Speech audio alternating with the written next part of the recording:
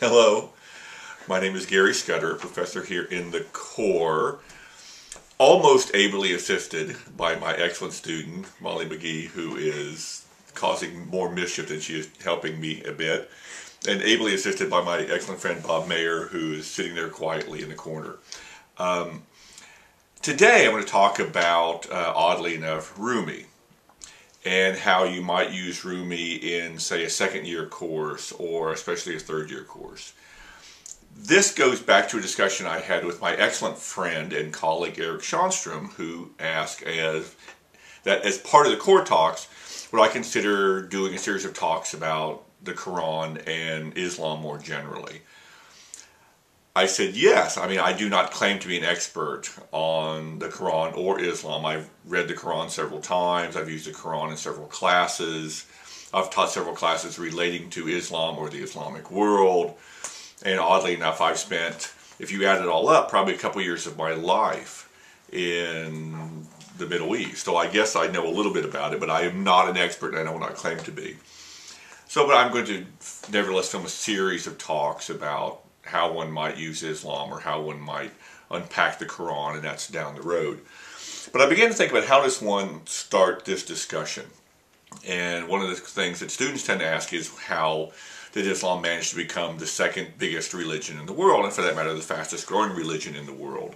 And students tend to take this viewpoint that it must have just be at the, as the old mythology goes, at the point of a sword, and hence you have to do this, and people are being forced to do this.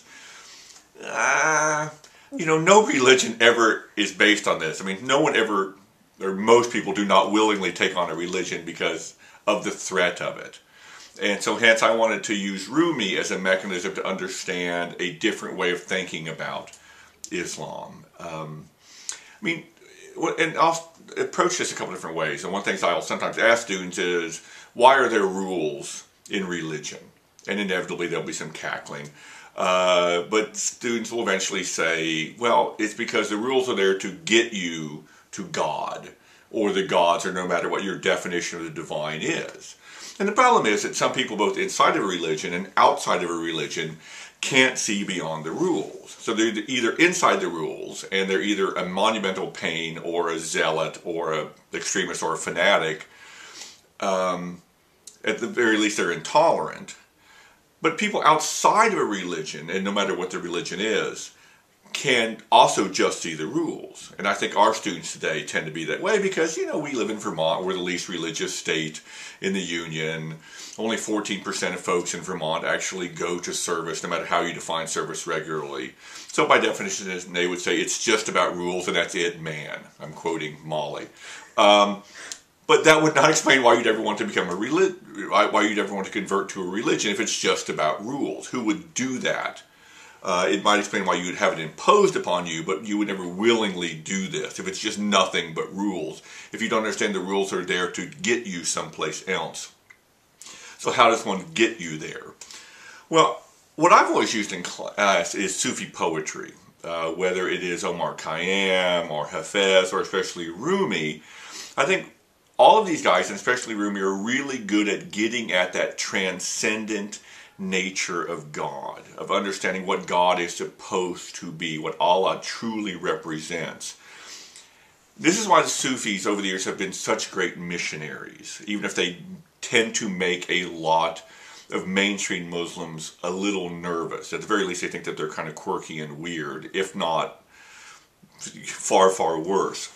But they tend to be very good at this sense of this is God at God's most transcendent and beautiful. And hence they're great missionaries, because it's hard to be a missionary if you come in and say, you might consider this religion.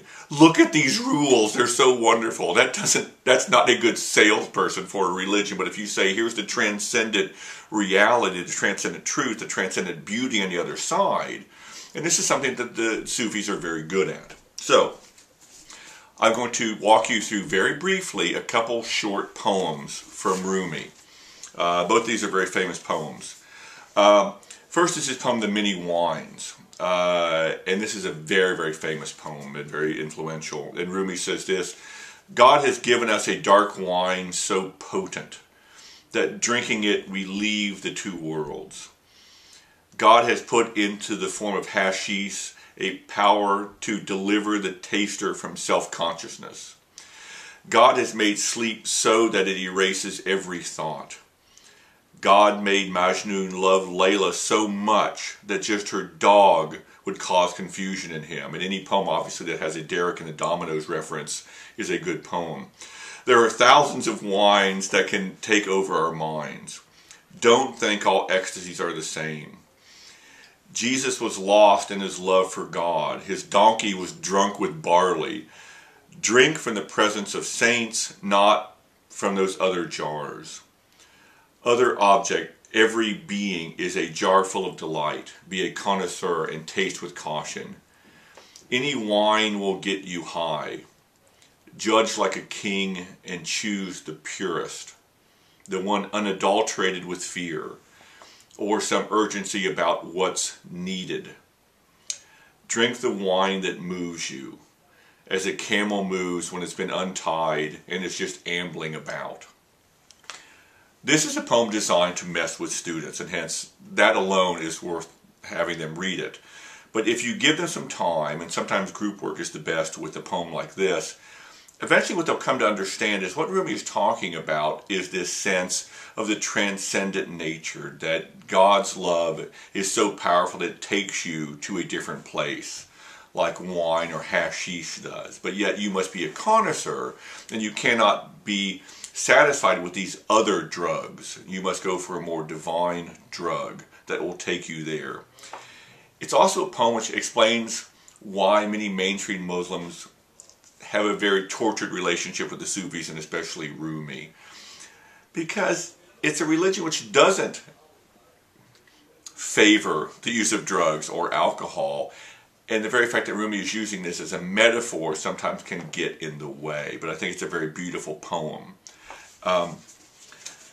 Another one, very quickly, and this is actually one I was talking about with my excellent friend David Kite the other day when we were having an excellent nerd moment, as we both had our Rumi books out discussing our favorite Rumi poem. We should have just been put down. The poem is called Only Breath. Not Christian or Jew or Muslim, not Hindu, Buddhist, Sufi or Zen, not any religion or cultural system. I am not from the East or the West, not out of the ocean or up from the ground, not natural or ethereal, not composed of elements at all. I do not exist, am not an entity in this world or the next, did not descend from Adam and Eve or any origin story. My place is placeless, a trace of the traceless, neither body or soul.